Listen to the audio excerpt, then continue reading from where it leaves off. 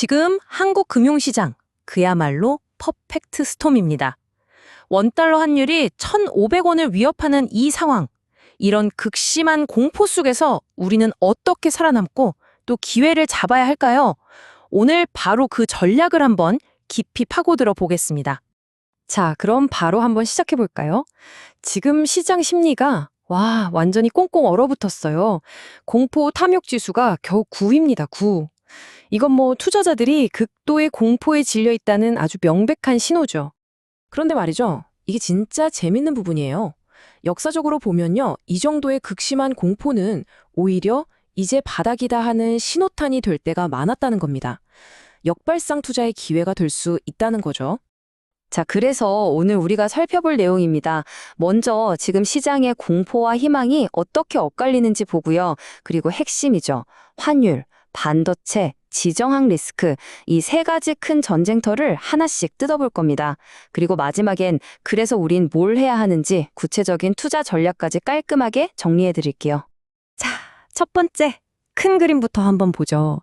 지금 시장이 딱 어떤 상황이냐면요. 거시경제에 대한 엄청난 공포가 한쪽에서 꽉 누르고 있고 다른 한쪽에서는 이 가격은 너무 싼 거 아니야? 하면서 기술적 반등 신호가 고개를 드는 그런 팽팽한 줄다리기 국면이라고 보시면 됩니다. 네, 두 번째는 바로 이 문제, 환율입니다. 요즘 정말 다들 이것만 쳐다보고 있죠. 보세요, 1,524.8원, 이제 1,530원을 넘보는데 이게 그냥 환율 숫자가 아닙니다, 여러분. 이건 외국인 투자자들 눈에 한국 시장 전체가 할인되고 있다는 말 그대로 코리아 디스카운트, 컨트리 리스크의 상징 같은 숫자가 되어버렸어요. 이 약한 원화가 참 두 얼굴을 가지고 있어요. 한쪽 얼굴은 뭐냐? 외국인 투자자들이 위험하다 하고 돈을 빼갈 수 있다는 공포죠. 그런데 다른 얼굴은 우리 수출 기업들, 특히 자동차 같은 곳들은 가격 경쟁력이 생기니까 오히려 이익이 늘어나는 기회가 되기도 합니다. 자, 그럼 세 번째, 우리나라 경제의 심장이죠. 반도체로 넘어가 보겠습니다. 여기는 지금 아주 흥미로운 역설, 그러니까 패러독스가 펼쳐지고 있습니다. 이 상황을 이해하려면 제번스의 역설이라는 개념을 알아두시면 좋은데요. 이게 뭐냐면 아주 쉽게 말해서요. 구글 같은 회사들이 기술을 막 발전시켜서 메모리를 더 효율적으로 쓰게 됐어요. 그럼 메모리 덜 필요하겠네? 싶잖아요. 근데 아니라는 거죠. 오히려 그 효율성 덕분에 AI 같은 걸 더 많이 만들게 되고 결국 전체 메모리 수요는 더 폭발적으로 늘어난다는 겁니다. 재밌죠? 자, 이런 단기적인 악재들에도 불구하고요. 지금 삼성전자나 SK하이닉스 같은 우리 대표주들의 밸류에이션을 보세요. PER이 4배에서 6배 수준이에요. 이게 무슨 뜻이냐면 회사가 버는 돈에 비해서 주가가 역사적으로 봐도 정말 싸다는 뜻입니다. 가격 메리트가 엄청나다는 거죠. 그러니까 핵심은 이거예요. 물론 메모리 현물 가격이 떨어질 위험도 있죠.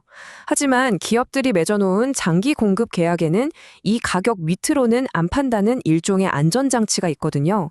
이게 주가의 하단을 든든하게 받쳐주고 있다는 겁니다. 그래서 지금은 공포에 질려서 던질 때가 아니라 오히려 나누어서 살 기회를 엿볼 때라는 분석이 나오는 거죠. 네 번째, 어쩌면 지금 시장에서 가장 큰 변수일지도 모릅니다. 바로 시한폭탄처럼 똑딱거리고 있는 지정학적 리스크입니다.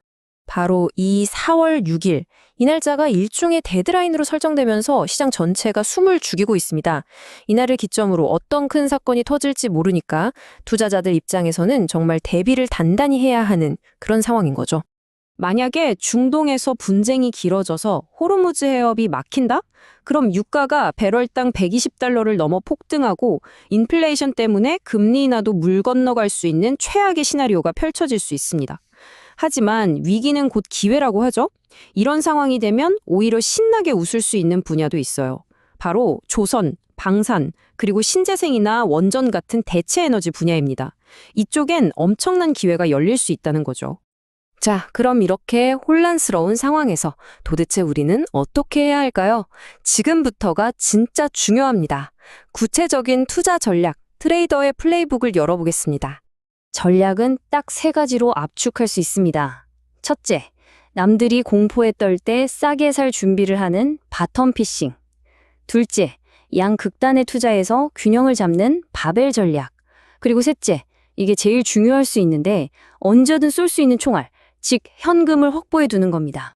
방금 말씀드린 바벨 전략, 이게 뭐냐면요. 엮기 아시죠? 양쪽에 무거운 줄을 다는 거, 그거랑 똑같아요. 한쪽에는 엔비디아 같은 AI 관련 고성장주를 둬서 시장이 오를 때 수익을 놓치지 않고요. 다른 한쪽에는 SK텔레콤이나 은행주 같은 든든한 방어주를 둬서 시장이 빠질 때 내 자산을 지키는 거죠. 그리고 이 전략의 활용점정은 바로 이겁니다. 전체 자산의 20%는 현금으로 들고 있는 거예요. 왜냐? 아까 말씀드린 4월 6일 그 데드라인이 지나고 불확실성이 거쳤을 때 정말 좋은 기회가 나타나면 바로 잡을 수 있는 실탄을 마련해 두는 거죠. 자, 이제 마지막입니다. 이 모든 상황을 종합해서 투자의 대가 워런 버핏의 마인드로 이 시장을 어떻게 바라봐야 할지 한번 정리해 보겠습니다. 결론적으로 지금 시장은 두 개의 거대한 파도 사이에 끼어 있는 형국입니다. 한쪽에서는 에너지 전쟁이라는 거대한 리스크의 파도가 몰려오고 다른 한쪽에서는 AI 혁명이라는 거스를 수 없는 기회의 파도가 밀려오고 있는 거죠. 바로 여기서 워런 버핏의 지혜를 떠올려야 합니다. 버핏이 현금을 들고 기다리는 건 시장이 망할 거라고 생각해서가 아니에요. 오히려 그 반대죠. 분명히 더 싸게 살 기회가 온다는 확신이 있기 때문입니다. 이걸 꼭 기억하셔야 합니다. 기업의 본질적인 가치, 펀더멘털에 문제가 생겨서 주가가 빠지는 게 아니라 단순히 사람들의 심리, 즉 공포 때문에 좋은 기업의 주가가 떨어졌을 때는요, 언제나 강하게 다시 튀어 올랐다는 게 역사의 교훈입니다. 자, 그래서 마지막으로 이 질문을 여러분께 던지면서 마무리하겠습니다. 모두가 두려움에 떨고 있을 때 혹시 지금이 바로 용기를 내야 할 그 순간은 아닐까요?